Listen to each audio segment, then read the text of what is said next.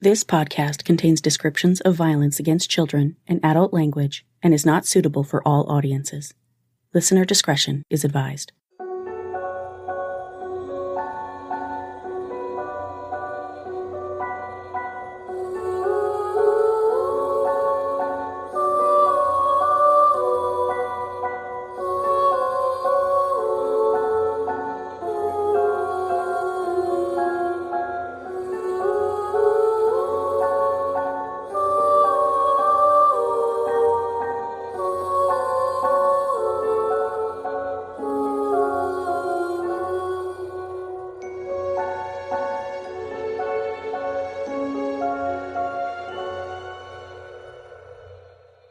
Hi everyone, and welcome to Suffer the Little Children, the true crime podcast giving voices back to the victims of child abuse and shining a harsh spotlight on the parents, guardians, and caretakers who silenced them. I'm your host, Laine, and this is episode 113, Kyon Jones. On May 7th, 2021, a helpless 7-week-old infant was reported missing from his mother's apartment in Washington, D.C., but police were alarmed when they learned that baby Kyon Jones had been gone for 2 days by the time his disappearance was reported.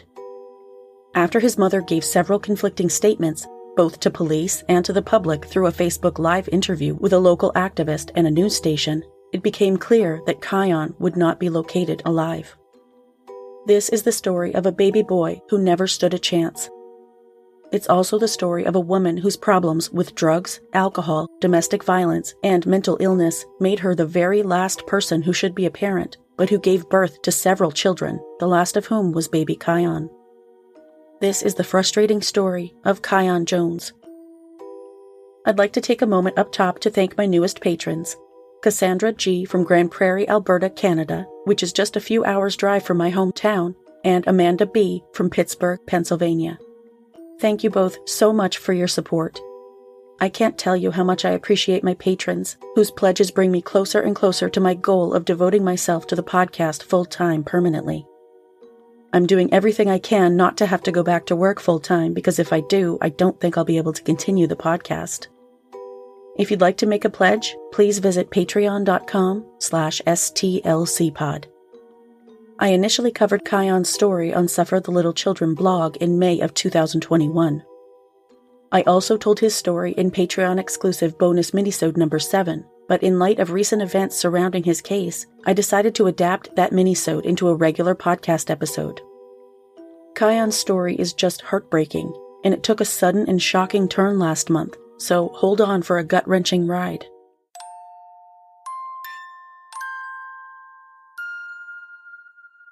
Too many of the children I've covered on the blog and the podcast have been discarded like trash and reported missing.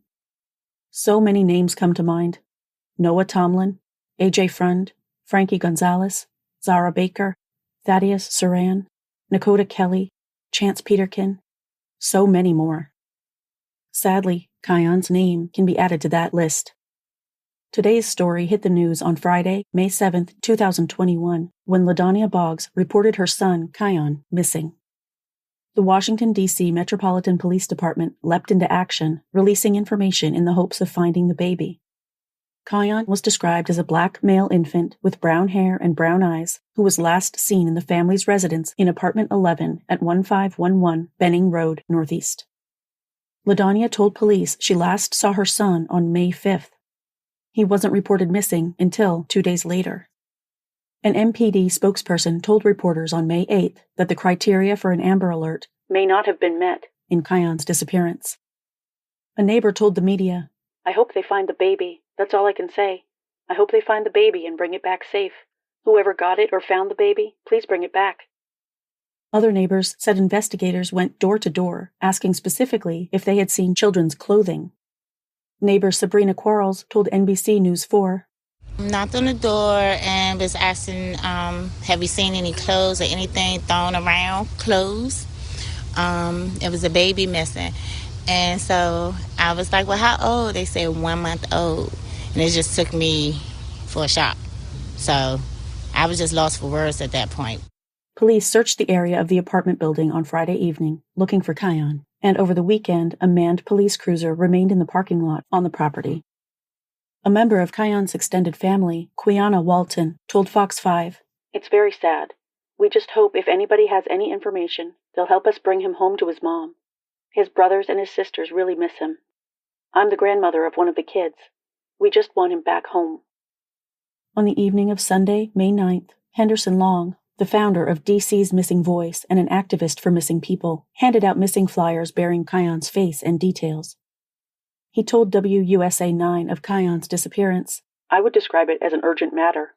I would describe it as a matter that needs the community's attention. If anybody knows of the whereabouts of this 2-month-old, we encourage them to dial MPD's Command Information Center at 727-9099 or text anonymously to 50411. It's not like me and you. Like, we can take care of ourselves. We can ask for help. A 2-month-old is totally dependent on their surroundings. Given those facts, the little bit that I do know, we have to get out. We have to do something. We have to keep the community at a level of awareness, a high level of awareness. You never know who may know something and may come forward. While passing out flyers, Mr. Long ran into Kyon's mother and asked if she would do a Facebook Live video with him.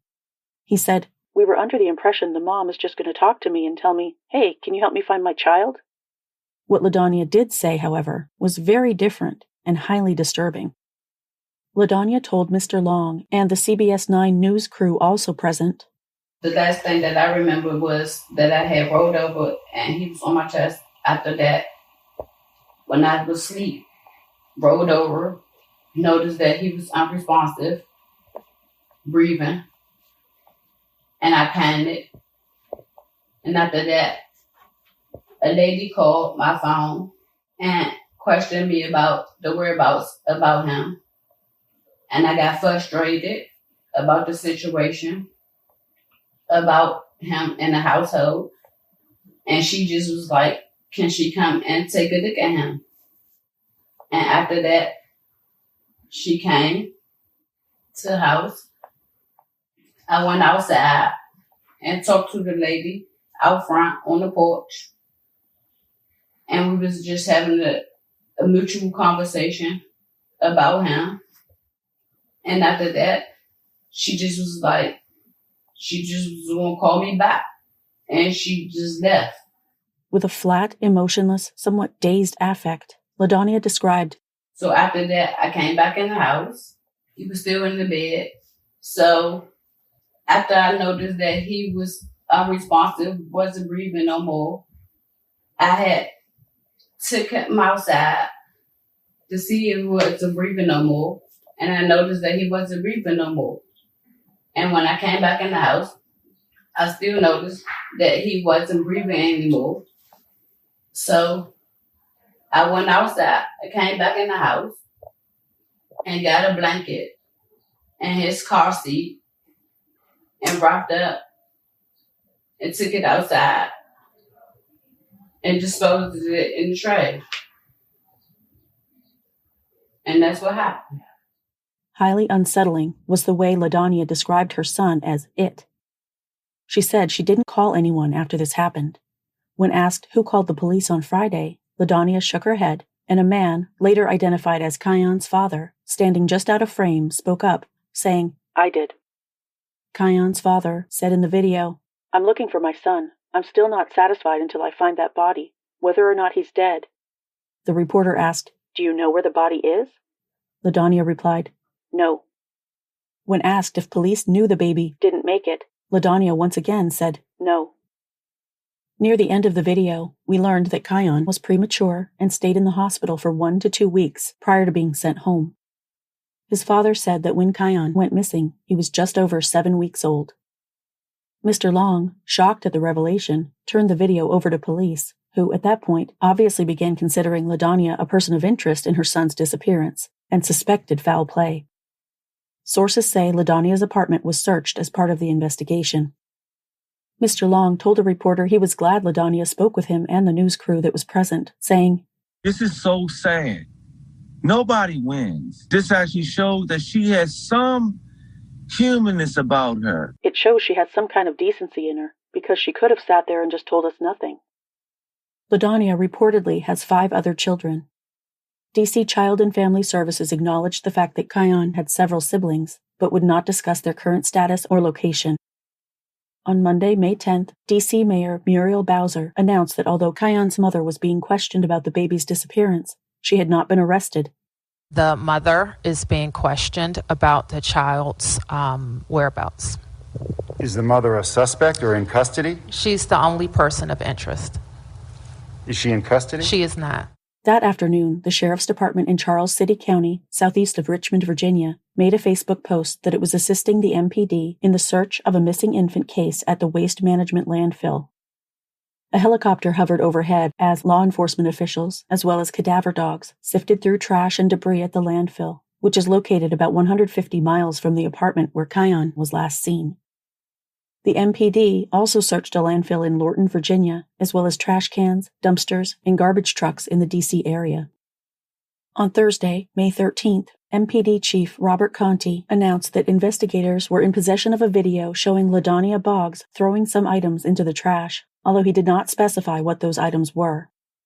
Chief Conti said the search of the waste management landfill would be suspended the same day, adding, Hopefully, we'll be coming to some resolution on that very soon. I know there's a lot of media reporting out on that. We're doing everything that we possibly can to locate this child at this point. I know there's some reports out there. Yes, the mother is a person of interest in this, and in fact is the only person of interest at this time. So we're just working through that very carefully with our partners at the U.S. Attorney's Office to make sure that we do the things that we need to do as we move to the next step in this. This is just a tragic, very unfortunate case for this child to be unaccounted for these many days. I am hopeful and was hopeful and remain hopeful that perhaps, just perhaps, that this child is somewhere out there. And I want to make sure that we do everything that we can as the Metropolitan Police Department to locate that child if that child is alive. And unfortunately, if the child is not, that we hold people accountable in the event that we need to do that.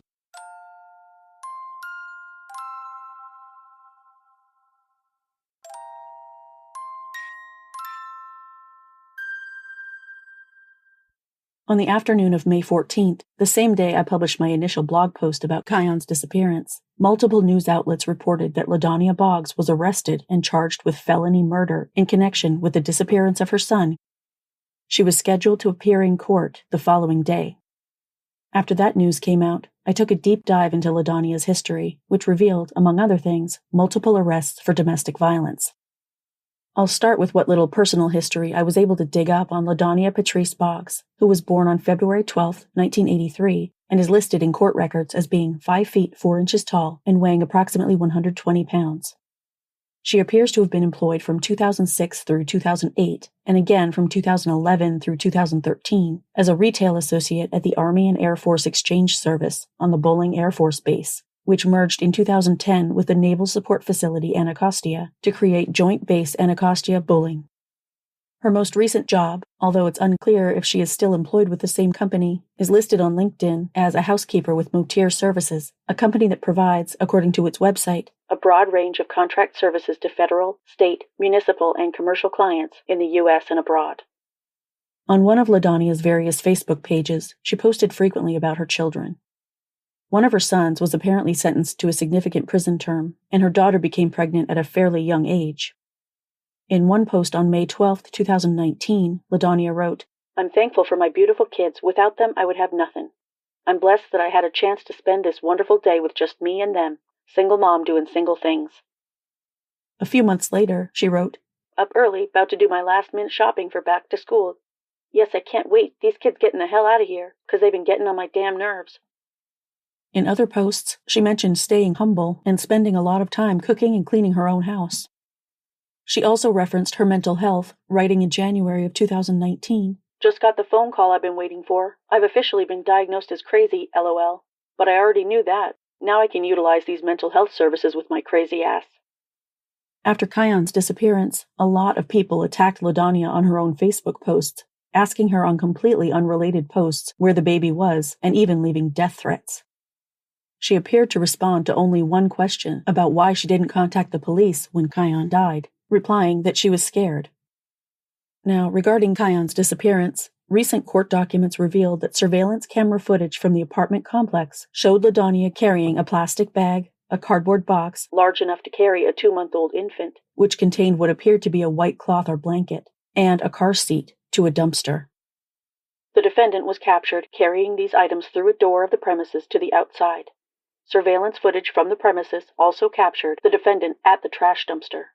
Moments afterward, the defendant was seen on surveillance footage re-entering the building without any of the above-described items.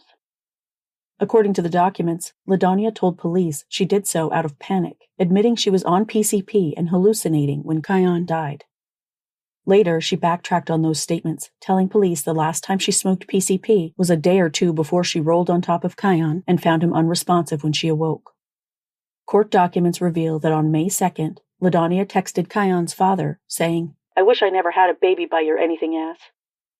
The man responded with, "Shit, and be like that, you're angry right now, and I told you about being that way, be patient with me, please." LaDonia replied, "Bitch, fuck you, N-word. You don't give 2 fucks about this baby you helped bring into the world, but I promise you, N-word, I'ma make your life a living hell." An hour or so later, she texted him again, saying, "I'ma be like female 3, and turn this baby over to CPS." Female 3 is, apparently, the first name of the mother of the man's other children. Evidently, LaDonia contacted Kyon's father again on or about Tuesday, May 4th, telling him to pick up his son and to pack all his stuff. Kyon's father, who lived elsewhere but occasionally stayed with LaDonia at her apartment, did not comply. The following day, LaDonia contacted him again, saying Kyon would be gone for a long time because DC Children and Family Services Agency, which she referred to as CPS, had taken the baby. The same day, May 5th, LaDonia called Kyon's father, this time telling him the baby was gone. When he asked where Kyon was, LaDonia hung up on him. She then called him back, saying CPS took the baby, a story that was allegedly backed up by a child in the background of the call. LaDonia spent that night in a hotel room with Kyon's father, giving the man the false name of Wanda Davis as the CPS caseworker who took Kyon. Wanda Davis is actually the name of a relative of Kyon's father, a woman who lives in Las Vegas. The man contacted the CFSA, asking for information about his son, and was informed the agency had not taken custody of the baby. On Thursday, May 6th, Kyon's father contacted the National Center for Children and Families to ask for a social worker to investigate his son's whereabouts. NCCF also informed him that CFSA did not take custody of Kyon, after which the man called the CFSA hotline to report his concern about his missing son and about LaDonia's drug use, which he said had become worse recently. Later that day, DC police conducted a welfare check for Kyon at LaDonia's apartment, at which time LaDonia told officers Kyon did not live there. She insisted no small children lived with her, and police left. According to records, at least 8 people lived at LaDonia's apartment, including LaDonia herself, her 23-year-old son who was incarcerated at the time, and children aged 18, 14, 9, 5, and 1, in addition to Kyon himself. On May 7th, CFSA visited LaDonia's apartment, where she told them Kyon was removed by CPS. When CFSA checked their records, they confirmed that Kyon was not removed by their agency. Caseworkers spoke with LaDonia's other children, who said their mother told them CPS took Kyon. One child also mentioned that LaDonia appeared to be under the influence of some substance, and said the last time they saw the baby was on Tuesday, May 4th. At that point, CFSA contacted the MPD to report Kyon missing. When police responded to the residents, LaDonia told them a lady from CPS had shown up in a blue Toyota and taking custody of Kyon, taking with her the infant's car seat, clothes, and formula. Court records stated, the defendant also told CFSA and the police that a person who did not have a badge took the decedent. She gave varying accounts on when the decedent was removed, first saying it was during the nighttime, and then saying it was daytime. The defendant reported that the lady had gotten an anonymous call that the defendant was using drugs and neglecting the child. When asked by police for contact information for Kyon's father, LaDonia initially said she did not have his phone number and hadn't spoken to him in a month, but she ended up giving them his number. Kyon's father told police he was worried about LaDonia's increasing drug use and admitted he used PCP with her recently. However, LaDonia told police she was not under the influence of anything, saying she had been sober for a year. When interviewed at the police station that evening, LaDonia told investigators that Wanda Davis from CPS took her baby several days before, saying the baby's father told Wanda to take custody of Kyon. She said she gave Wanda all of the baby's belongings during the 11 p.m. visit. LaDonia said she hadn't called Kyon's father to tell him about the custody exchange, that she hadn't seen him all week, and that all of her other children were outside when Wanda made her visit. Then, LaDonia changed her story, saying she had given Kyon to his godmother because she found it impossible to cope with caring for the 2-month-old baby. She did not have the woman's contact information or their text exchanges, however, because she deleted them. When police contacted the woman, who was the paternal grandmother of one of LaDonia's other children, she said she did not have the baby. Subsequently, LaDonia admitted she knew the woman did not have her son. Once again, LaDonia changed her story, telling police she gave the baby to her friend who lived on Good Hope Road, saying, "I didn't want my baby because me and his father was going through whatever we was going through." Investigators found no one living on Good Hope Road with the name LaDonia provided them, and she was unable to produce the friend's phone number. Finally, after giving the police multiple stories, and she wasn't finished spinning tall tales, by the way, LaDonia admitted that Kyon was in bed with her when she woke up to find him not breathing. She said she wrapped the baby in a blue blanket and threw him in the dumpster outside the apartment building. Then she added that she had rolled on top of Kyon when she was asleep, and that she gave all of his clothing to a neighbor with a baby around the same age. As I mentioned, LaDonia wasn't done making shit up. According to the court documents, hours after her interview was completed, the defendant contacted a homicide detective and reported that she had given the decedent to one of the individuals she has previously named. On May 8th, LaDonia evidently contacted the MPD, telling them the baby died in her home when she was sleeping in the same bed with Kyon and woke up to find her stomach was on top of him and he was not breathing. She told investigators she was on PCP at the time and had been hallucinating that day.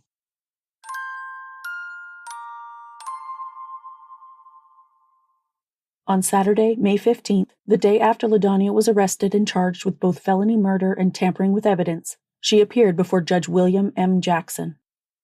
By the time the hearing was over, only LaDonia's charge of tampering with evidence stood, and she was released on no-cost bail into pretrial services. The tampering charge is based on the allegation, as written in the complaint document, that on or about May 5, 2021, within the District of Columbia, LaDonia Boggs altered, destroyed, mutilated, concealed, and removed an object, that is, body of KB, a baby of approximately 7 weeks of age, knowing and having reason to believe that an official proceeding was likely to be instituted with the intent to impair the integrity and availability of that body for use in the official proceeding. According to a spokesperson for the D.C. Superior Court, it was their understanding that a felony murder charge must come before a grand jury, which would then decide whether or not to indict LaDonia for murder. One condition of LaDonia's pretrial release was that she stay away from children, including her own and her 1-year-old grandchild, unless another adult was present. NBC4 Washington reported that prosecutors opted not to pursue a murder charge against LaDonia, but I don't believe that's quite accurate. A lot of people, including myself, were incensed that LaDonia's murder charge was dropped, but based on information I cobbled together from news sources, the D.C. Superior Court online case lookup, and a private law firm's website, here's what I think happened. Keep in mind, though, I'm not an attorney or any other kind of law expert. The online docket stated that on May 15, 2021, the original charges were filed, along with a replacement Gerstein affidavit. Since I had no clue what that was, I dug into it.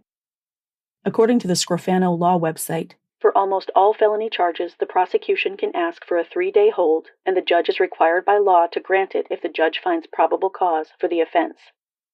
The judge will only review something called a Gerstein affidavit, which is the officer's sworn statement setting out the facts they allege make probable cause for the offense. In almost all cases, the judge finds probable cause at the initial stage of a case. My best guess is that in this case, because Kyon's body hadn't been found, and because of LaDonia's constant morphing of what she reported as the facts, no one can determine which, if any, of her version of events is the truth.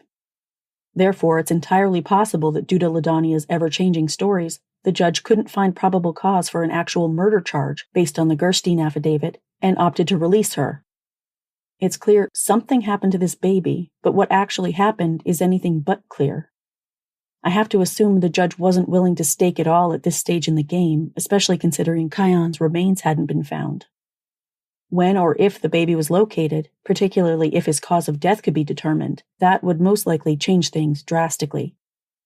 If he was never found, it would be entirely up to the grand jury to decide if there's enough evidence to indict LaDonia for the intentional murder of her infant son.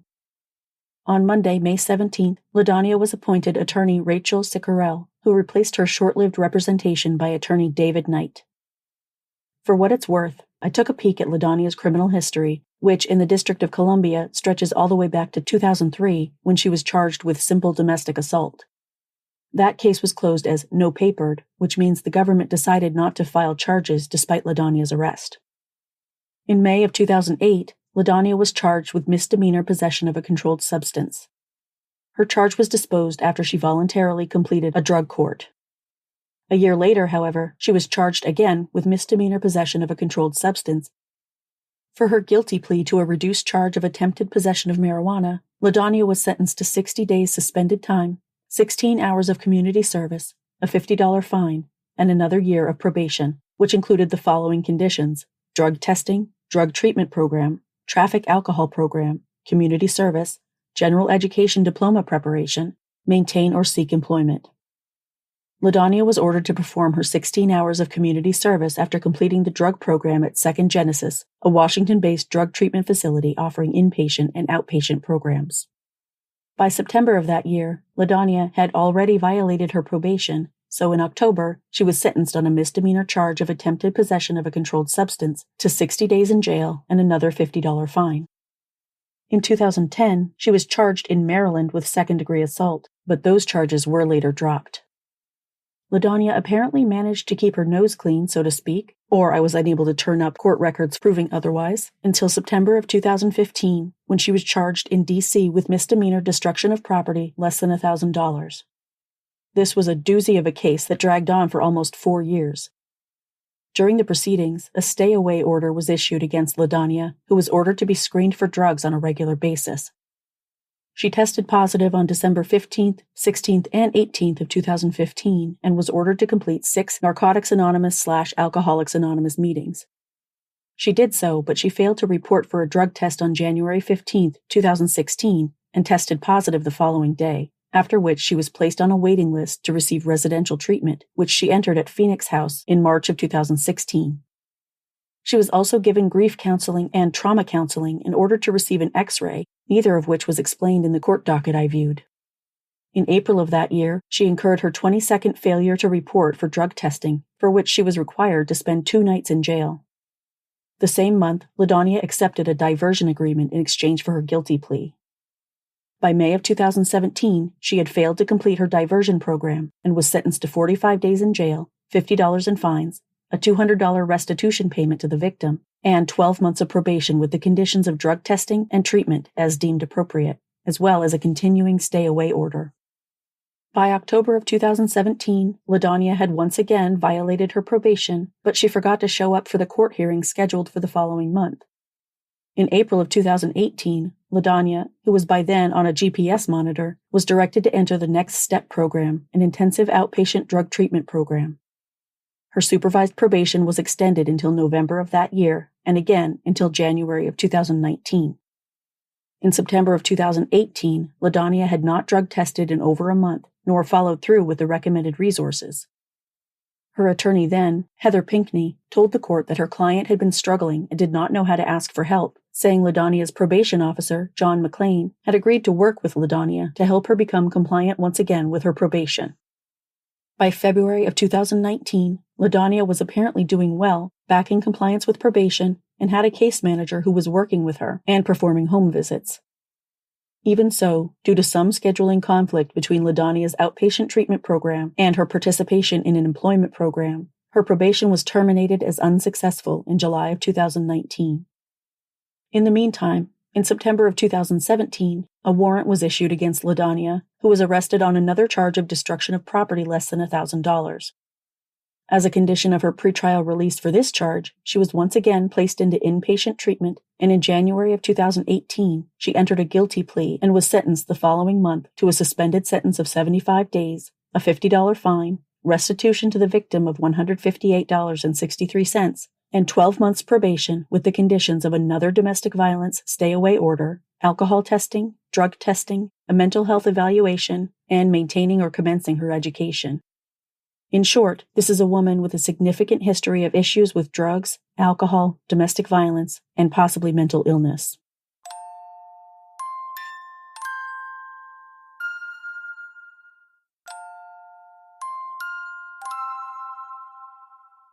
Up till that point, until the last week of April in 2022, there were no developments in Kyon's story, but the latest update is nothing short of jaw-dropping. At around 2:52 a.m. on Wednesday, April 27, 2022, 39-year-old LaDonya Patrice Boggs was found dead in the doorway of an apartment at 1511 Benning Road Northeast, known as the Aziz Bates Court Apartments, the same complex where Kyon was last seen. LaDonya, who suffered from an apparent stab wound, was already dead when D.C. Fire and Emergency Medical Services responded to the apartment building. After paramedics found no signs consistent with life, LaDonya's body was taken to the office of the Chief Medical Examiner. Later the same day, the Capital Area Regional Fugitive Task Force located and apprehended 44-year-old Carl Bernard Jones, Kyon's father, who had never been named up till that point in any of the news articles about Kyon's disappearance. Carl was charged with second-degree murder while armed. According to the Metropolitan Police Department, this offense was domestic in nature. Carl, who was born on August 24, 1977, has a significant criminal history dating all the way back to May of 1996, when he was convicted of felony possession of cocaine with intent to distribute at the age of 18. He was sentenced to time served in that case, but when he was convicted of the same offense later that year, the court was less lenient, revoking Carl's probation and sentencing him to 4 months in prison. In 1998, Carl faced multiple misdemeanor charges that were ultimately dismissed, as well as a felony charge of making domestic threats that was also dropped. The following year, he was convicted on a charge of felony possession of heroin with intent to distribute, although his sentence of 10 to 30 months in prison was suspended. A few months after that, one charge of cocaine possession with intent to distribute was dismissed, although he was convicted on another identical charge and, for some reason, given another 10 to 30-month suspended sentence. Carl's offenses began dipping into the domestic violence arena in 2003 when he was first charged with simple domestic assault, although the charge was dismissed later that year, as was another count of the same in 2004. A kidnapping charge from the same year, however, was prosecuted, leading to a guilty plea and a prison stint of up to 26 months. In 2014, Carl was charged with domestic violence, simple assault, and theft, both of which were dropped, as were charges in 2015 of attempting to possess a prohibited weapon, simple assault, and attempted threats to do bodily harm, and domestic violence charges in 2016 of assault with a dangerous weapon, simple assault, and threats to do bodily harm, and another simple assault charge in 2017. I can only imagine all of these domestic violence charges were dismissed because the victim, for whatever reason or reasons, decided not to pursue them. In 2020, Carl was charged with domestic violence, destruction of property under $1,000. He was arrested twice for failure to appear for that charge, to which he ultimately pleaded guilty in March of 2022. In the meantime, in January of 2022, Carl was hit with another domestic violence charge, this one a contempt charge for violating a stay-away order, although that charge was later dismissed. His probation on an earlier charge was violated, and he received a suspended sentence of 180 days, as well as to submit to drug and alcohol testing and a mental health evaluation, on top of staying away from the unnamed victim. If I had to guess, although I don't have proof of it, I'd guess that victim was probably LaDonya. In early April, just a few weeks before LaDonya's murder, Carl violated his probation and was scheduled for a hearing on May 4th. But for obvious reasons, he didn't make that hearing because he was by that time being held for allegedly stabbing LaDonya to death. Carl Jones is currently being held with no bond in the D.C. Department of Corrections Central Detention Facility on D Street Southeast. He is scheduled for a preliminary hearing on June 9, 2022 in the murder case, which awaits an indictment from a grand jury. Judge Milton C. Lee, Jr. is currently overseeing Carl's case, and he is represented by appointed attorney Elizabeth Weller. Police say the investigation into both Kyon's disappearance and LaDonia's death are ongoing. Another article I found at the last minute revealed that during her pregnancy with Kyon, LaDonia used PCP, which is a mind-altering drug that can cause hallucinations, and which she continued using after his birth. She described some issues Kyon had, including digestive problems and excessive crying, both of which could indicate the baby was born addicted to drugs. A police officer investigating Kyon's disappearance wrote in his affidavit that a pediatrician at Children's National Medical Center advised that co-sleeping may result in death, the risk of which may be increased when a parent is under the influence. To this date, Kyon has not been found, and his mother was the only person of interest in his disappearance. Anyone with information about his disappearance is asked to contact the MPD at 202-727-9099. May of 2022 marks 1 year since anyone saw Kyon alive. No matter what actually happened to him, this little guy deserved better. Rest in peace, baby Kyon. We will remember you.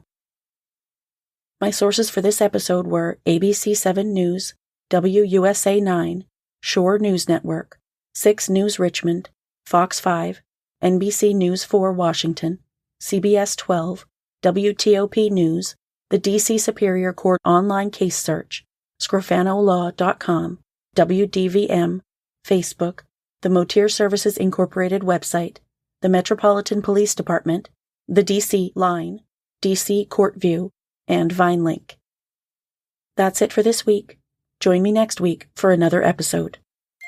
If you like the show, please follow or subscribe to Suffer the Little Children on Apple Podcasts, Google Podcasts, YouTube, Spotify, Spreaker, Pandora, iHeartRadio, Stitcher, or your favorite podcast listening app. And please leave me a 5-star rating and a positive review on your favorite podcast platform. Visit the website at sufferthelittlechildrenpod.com, where you can listen to episodes or become a patron for rewards ranging from a shout-out by name on the show to bonus content and exclusive gifts. Follow the podcast on Facebook, Instagram, Tumblr, and Pinterest at Suffer the Little Children Pod, and on Twitter and TikTok at STLCpod. View photos related to today's episode on Facebook and Instagram. For more stories like the one you heard today, visit sufferthelittlechildrenblog.com. This podcast is researched, written, hosted, edited, and produced by Laine. All music for the show is licensed from audiojungle.net. Email tips, comments, questions, or case suggestions to sufferthelittlechildren.pod@gmail.com. For more information about preventing or reporting child abuse, visit childhelp.org or call your area's child abuse hotline. If you see something, say something. Until next week, bye everyone.